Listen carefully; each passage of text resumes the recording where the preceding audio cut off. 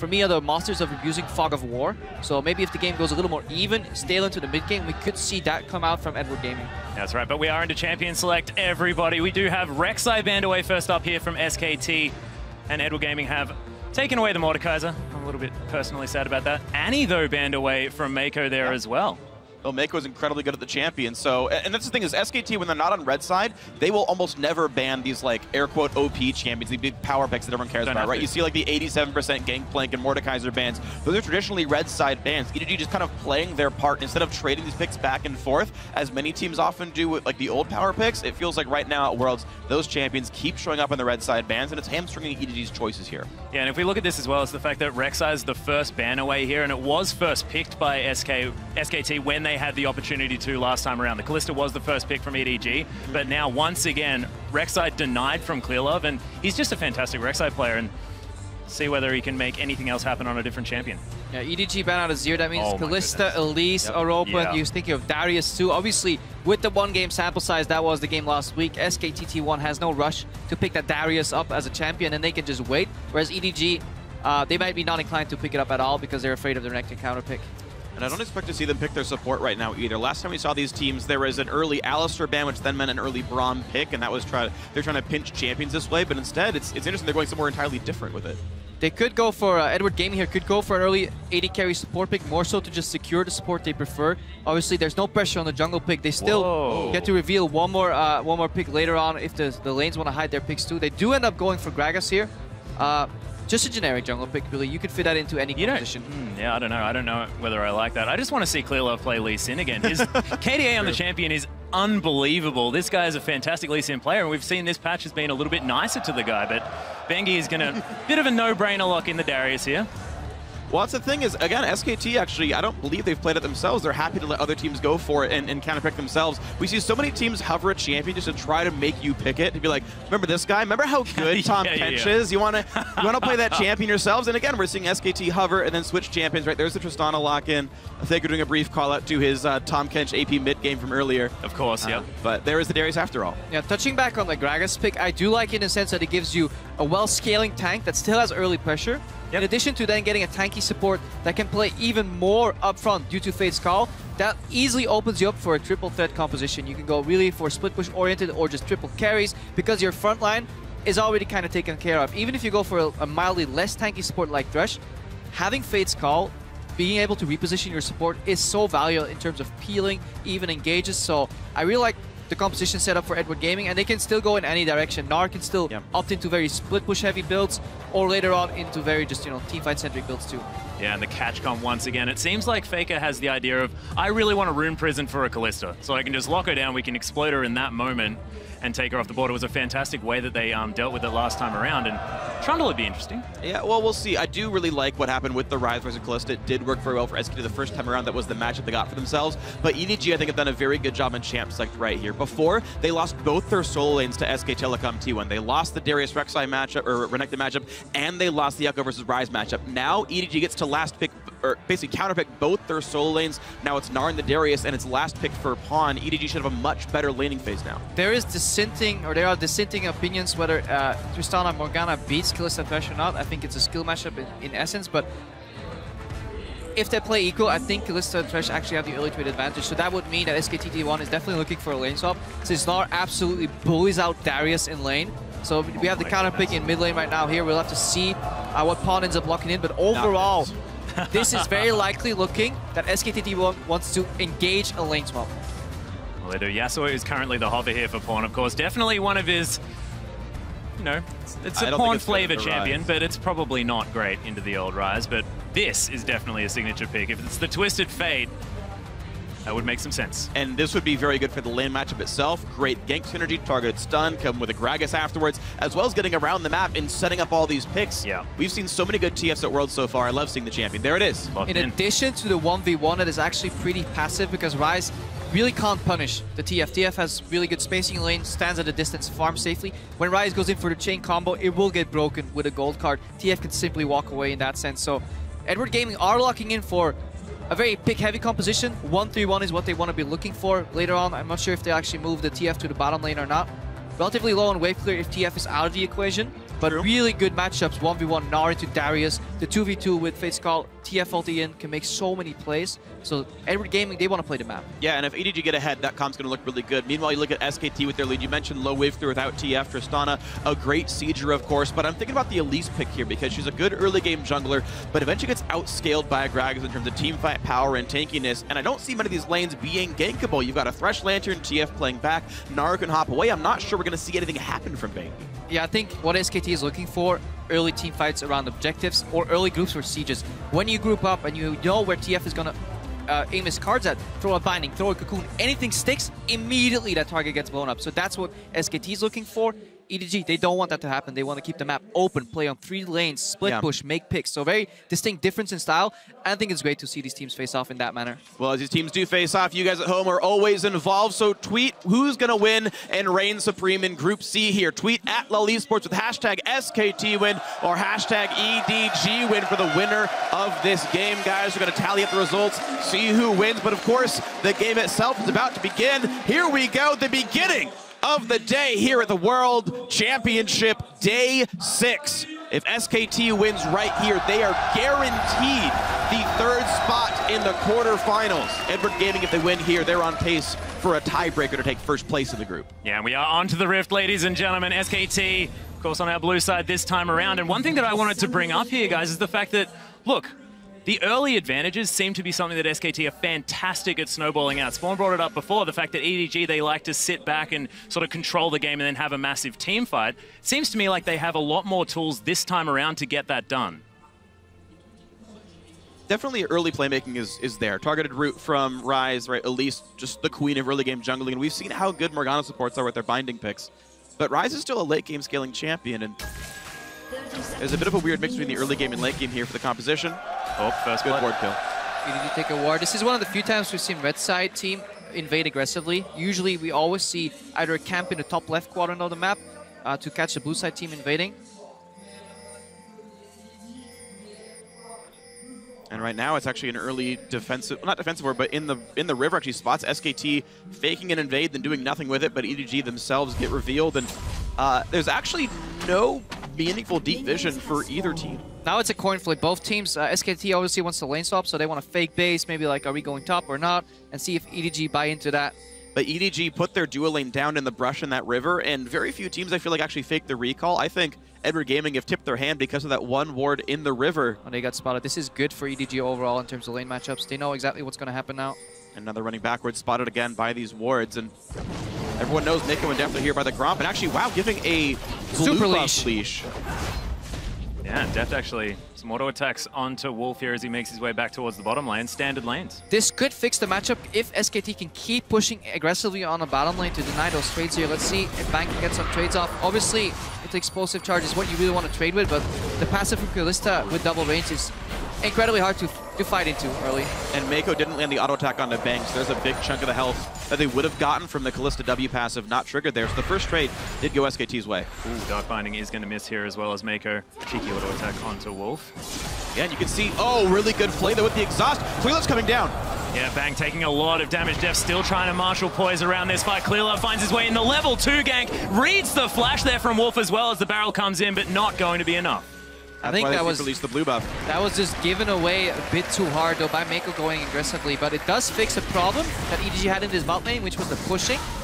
Likely we're not going to see too much action right now, so we're going to keep track of Bengi. What's he going to do? Because he has cross map potential. He actually aggressively invaded, and he can now fix that matchup in the top lane. So maybe this wasn't the best plan from Clearlove.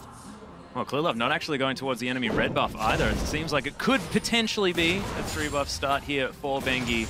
Given the opportunity. Yeah, so they bought that extra sort of buff that they're going to lose eventually by getting +2 summoner spells. Bang lost one, Wolf lost both. So you have to Black Shield a hook or someone's almost definitely going to die in this lane, specifically Wolf. That's going to be one thing to watch for, though. As you look at the top side of the map, Marin is beating up on Amazing J. Okay, there's 4 minutes left in the lane, but it's already going for Marin. Obviously, that's the value. Marin has minion advantage too, so if Amazing J trades close to his Darius pick, he's going to get out-traded due to minion damage. Marin obviously knows he's safe because the jungler just showed for 30 seconds plus at the bottom side of the map. This means cross-map die from Bengi. Yeah, the Cocoon lands here as well as Marin makes his way in. Oh, he's going to flash into the range of the Q, but Bengi trying to get the work done. Amazing J walking around. First blood goes down for Bengi. And this is a big strategic mistake from SKT, from EDG rather. They leave the opportunity for SKT to make a very simple play, very telegraphed. You see the jungler bottom side of the map, what do? Well, you migrate to the top side of the map. What do you find there? A winning matchup from EDG that now gets tilted in Marin's favor. Marin, one of the best top laning performing players in this championship already, so things about to get rough. And you already saw, you just pointed out a second ago, the mistake from Amazing J. Minion wave advantage, chose to take a trade, got chunked right before the Elise showed up. He even helped himself get ganked there. So great early start for SKT. We look down, we realize the top lane's already winning for SKT, bottom lane currently winning for Edward Gaming. Mid lane matchup very close right now. Yeah, Pon is going to be backing away at the moment. You can see the vote most definitely in favor of SKT at the moment. Faker unable to stop Pon from getting back home. And Marin picks up, he had the Thorn Shield already, picks up the early Ninja Tabai, so it's going to get incredibly hard for the Gnar matchup to win in the way it usually does, which is repetitive auto attacks. Bang right now, he's poked out on the bottom though. Wolf takes the hook. Yeah, Death sends the playback there as well. Lots of damage from that Sentinel. There was a misplay earlier by Deft. He tried to go for the normal sort of ballistic gameplay pattern of get a stack onto Bang, attack a minion once, then Ren to get the reset and the damage. But he actually missed the Ren. He didn't kill the minion, so that was on cooldown when they pulled in Wolf, and that was a bunch of damage he missed. Bangy made his way to the bottom now. He did get spotted pinged out, but the pressure enough really to that lane, because 2v2 Wolf and Bang would lose this, because Bangy shows up, he doesn't care if he's seen. All he's going to do is just push in and reset the wave. Clearleft now wants to come for a gank to maybe 3v3. Making his way down from that Gromp there as well. You can see it's just a bit of a tri lane here for SKT. I don't think SKT's going to stay around. They're right on pickaxe recall, and Bang being at half health and Wolf still missing his flash means they're going to recall, I believe, just for some health. They're going to get the pickaxe recall, which will match up against basically Vamp Scepter, Longsword of Death. Not exactly a huge advantage for the EDG. Oh! Bang That's big. Stopped. That's huge. That's actually really big. Bang gets a bad recall, now he's going to miss a full wave because of this. Yeah, back in the day, bot lanes would actually just take the freeze here. Support freezes, AD carry bases, and you base one by one. EDG, they really want that tempo, and because they made the decision and they stop Bang and actually come out huge, this wave is equal. If Bang even goes for a single CS, it will automatically push towards EDG's side, so Bang is wasting a lot of time here because he has to respect the brushes. Really smart play here by Deft and Mako. So Bang intuits that they're actually sitting, they've already recalled rather. And now he knows they recall, but he has to push in. The next wave is already coming, so he's behind in tempo. He doesn't even get to punish because there's very few creeps being denied. SKT maybe denied 3 melee creeps from EDG so far, so really fantastic base timing here from Deft and Mako. Could make up for the loss in top lane earlier. Yeah, so Bang now has to sit at least 2 more waves to get enough money for BF Sword and Potions. This is a full minute. He has to stay in this lane, or that push didn't really do much of anything. The freeze is still going to be for EDG. He does not have 1,500 gold. And that's going to be a rough bottom lane.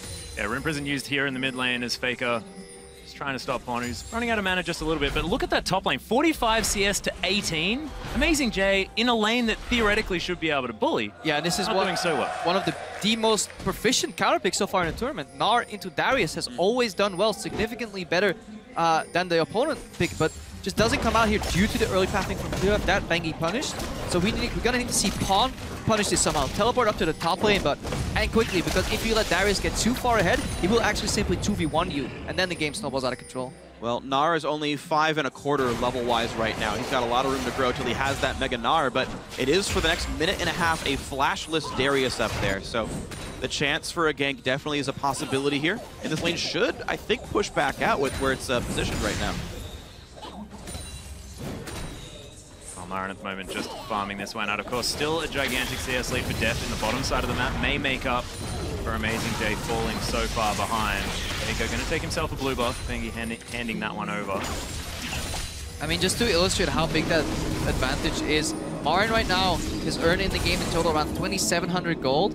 That's 1,000 more than Amazing J has earned in the entire game. So 1,000 gold advantage is, you know, if you hear that, you don't know how big that is, but relatively speaking, that's 2.7k to 1.7k. That is a massive gold advantage. In addition to the fact, as we pointed out just now, Marin is a full level ahead and more of Amazing J, so that's going to get incredibly rough later on.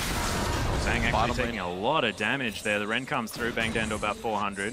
Mako's playing really far back in this lane. I think he was trying to Lantern in Clear Love, but essentially we just see Deft basically 1v2 in the lane for most of the time. And now that Deft is 6, Mako can play as aggressively as he wants and not get punished for it. Pon needs to answer this gank in the top lane, or Amazing J's screen is about to go gray again. That's Mega Gnar. They're going to wait for that to time out. It times out right now. There comes the push. Minion wave is in. Bengi should be pulling aggro first, just like last time. Going to pull in and go towards Marin. Oh, there's no chance! Oh man, that took him 2 seconds flat. Didn't even need the cocoon that time. It was just the apprehend and that was enough. Yeah, look at mid lane. Faker is playing passive because he knows his team members are setting up a gank in the top lane. All he needs to do is survive and CS. Where has Clearlove been?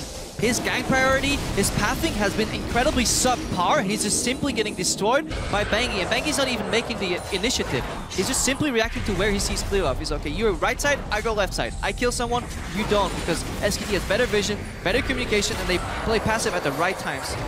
Mako hit by a bind here as well as Deft goes once again aggressive, but that's a lot of extra damage out from Bang there.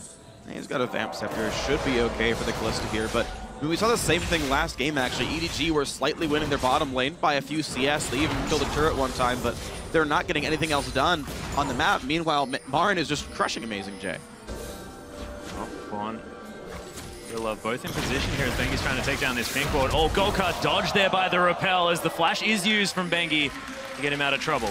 Still the correct play. You can't open up with Body Slam Flash because if that gets repelled, you lose a summoner, so it's Goldcard for summoner, which is worth. And again, this is the pink wards that EDG used to come back into the game. They really like vision denial, trying to make picks that way. But Pawn is already level 8, approaching 9. And he needs to start teleporting around the map. TF is picked for his global ultimate because if you look at Faker, he's comfortably farming away. Has 2 mana items already completed. That is no combat stats, but that's going to build and build up over time into incredibly high damage potential. Whereas Pawn, he's in his peak kind of right now. Between like 11 and 16, that's where he wants to teleport and influence other lanes with that TF hit. The weird thing is, pink ward's here in the river still. So Deft actually, this tournament so far, has bought 14 pink wards as an AD carry. No less than 4 pink wards a game, as high as 6 actually based on when he's been in. So pink ward's definitely the big star of the show here for Edward Gaming. Problem is though, you talk about Pawn and his power spike right now, he went for a Catalyst. He's like, doesn't even have that much power, but this hook is pretty good on a Wolf. Yeah, the box goes down as well. Wolf actually flashing out of the way. Nice damage here from Deft and Mako as Mako's still trying to get in. The Destiny comes down. Pawn does have the flash. There's the gold card. Deft picks up the kill. Mako teleports in. Marin's here as well. The one singular teleport from Amazing J is going to be cancelled as EDG. Triple apprehend from Marin as he may clear this one up. Bengi picks up the kill on Clearlove, but it's a 1-for-1 in the end. Hey, look at Amazing J. He knew exactly that he had to cancel his teleport right there because the counter to 1 global is obviously double teleport.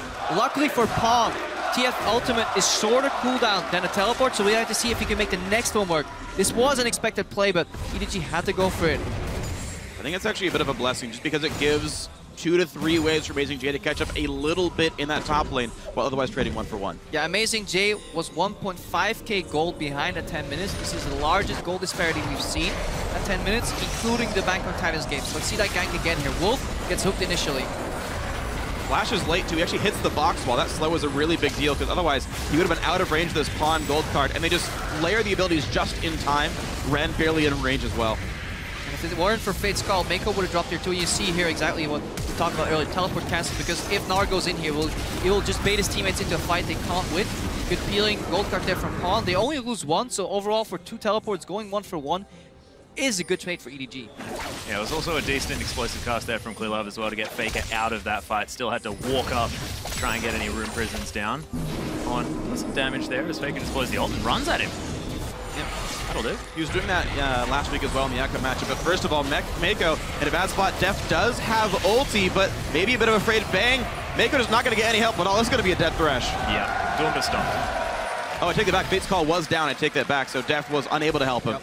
That's honestly a mistake from Mako. With such a short cooldown on Fate's Call, you can't afford to move into that rush with no vision. Just wait for the safety.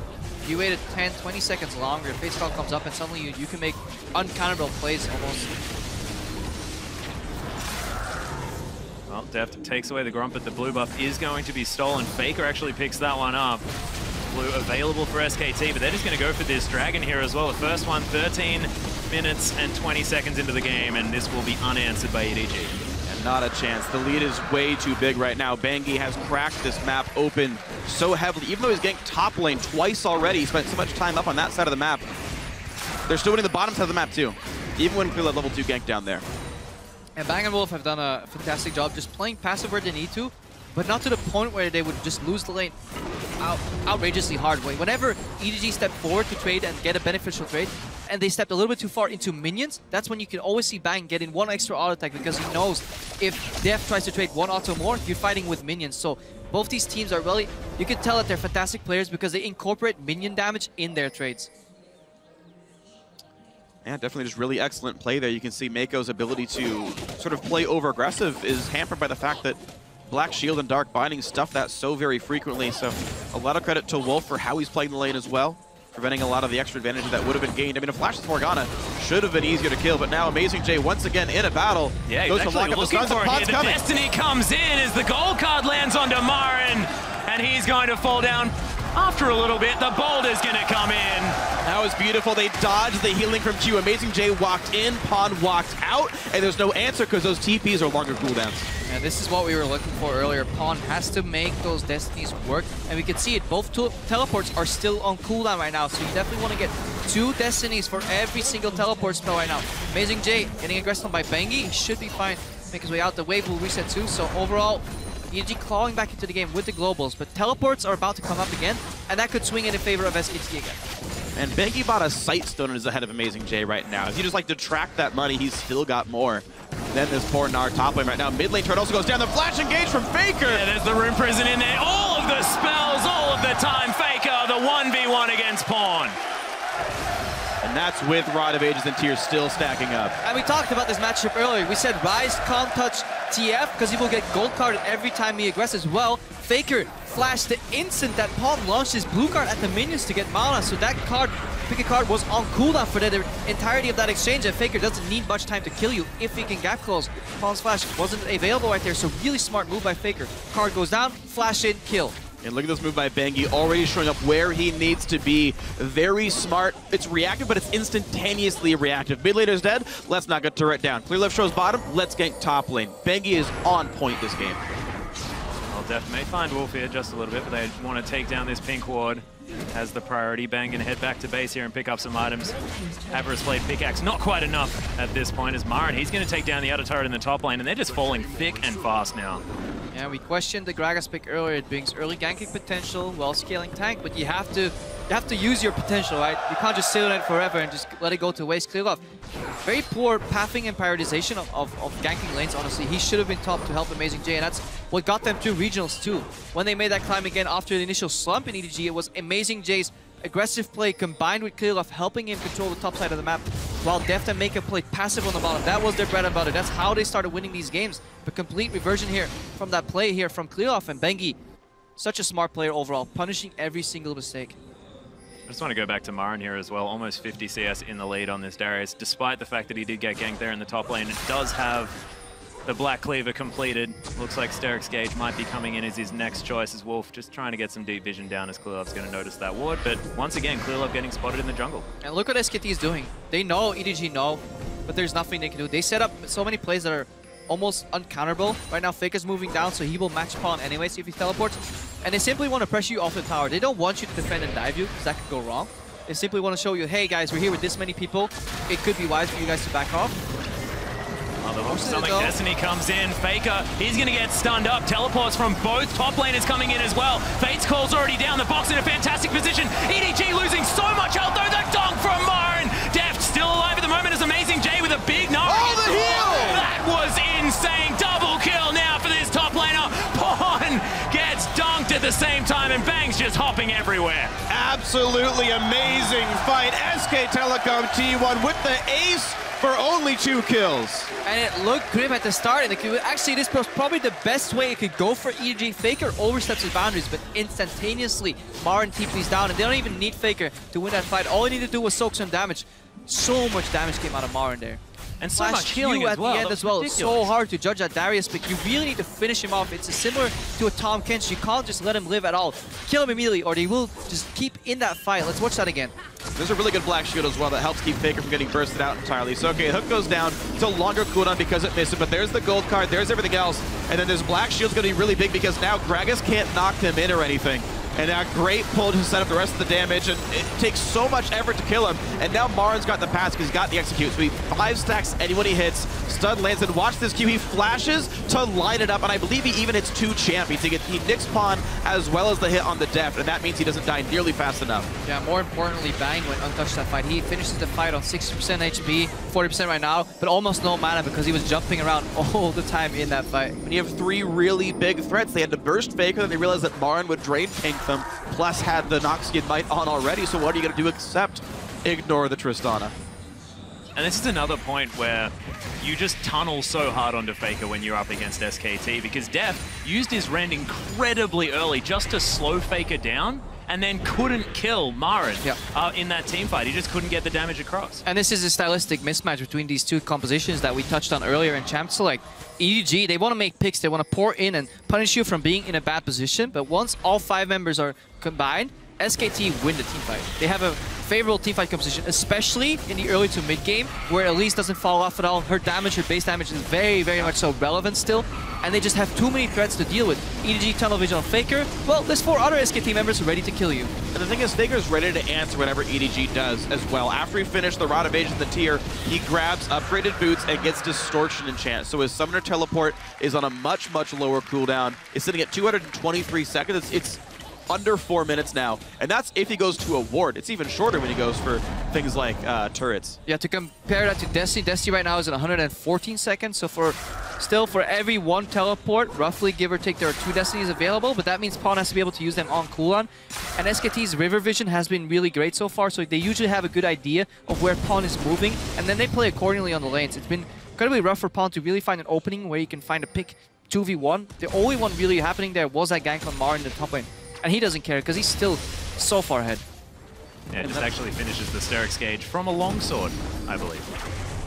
It's interesting as well, if you watch SKT's warding pattern, it's been all bottom lane for the last like 10 minutes straight. They're okay with Mars sitting on an island up there and slowly winning his matchup against Amazing J. They're making sure this bot lane is still going according to plan. I mean, look at Amazing J. Every single Gnar we've seen so far, the debate was, does he go Black Cleaver or Frozen Mallet? Yeah. To beat up on the Darius. Well, Amazing J says, I can't even win 1v1 anymore, even with superior items, so I have to spec into teamfight Gnar with a Sunfire Cape.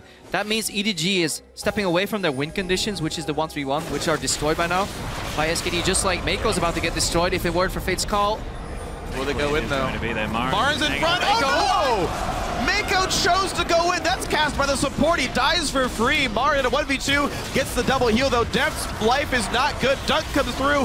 One more hit will kill him. He'll bleed to death for sure. Faker kills off Clear Love. Def somebody else keeps him alive, but that was silly. Yeah, I think silly is basically the only word for that. I mean, I don't know why the Fate's Call was used to re-engage, but the Black Shield was fantastic. There wasn't even a knockup from that. Yeah, Panic play overall just didn't really use their vision. If you're fighting into dark, you have to make a guesstimate. Are they there? Then they die. If they're not there, it's easy. Yep. Press R. Can't really excuse that play from Mako overall. I think EDG are grasping at straws right now. It even shows in their item build. They're made for 1-3-1. They're starting to build for teamfight. They will lose the teamfight regardless of what this Gnar builds. So overall, Amazing J trailing behind. Again, Cocoon hits. Mako should know that he has to get the hell out of dodge. Well, he does. He's out. Yeah, he's out. But he gets back into dodge. And then Def walks backwards and forwards, and suddenly, like, the thing is, TF could have ulted well before the Fate's Call was actually used. You saw it pop up after he engages, but this could have been an easy check for EDG to know what's going on. Communication breaking down here. It's just easy for SKT now. Pawn actually up against Wolf here, who flashes on top of him. Still stunned. That is the ballsy play. The Ignite goes down, Black Shield's there, and Bang's gonna secure it. Faker teleporting in just to say hi to Pawn's corpse. I don't know Pawns could walk backwards. You see what happens though. Breaks the rules, still dies anyway. Yeah. Oh man, SKT kings in this game. They're gonna move into the base right now. Faker flashes in for Mako. Fantastic exhaust is gonna be used though as Bengi. He comes down, but Amazing J finds his way underneath the turret, but that's so much damage. This Bang's gonna lock it down, and this is gonna be the base broken for EDG. SKT support beating on EDG's mid laner. SKT's mid laner beating on EDG support. Everybody beating each other here, but EDG are the losing team every single trade here.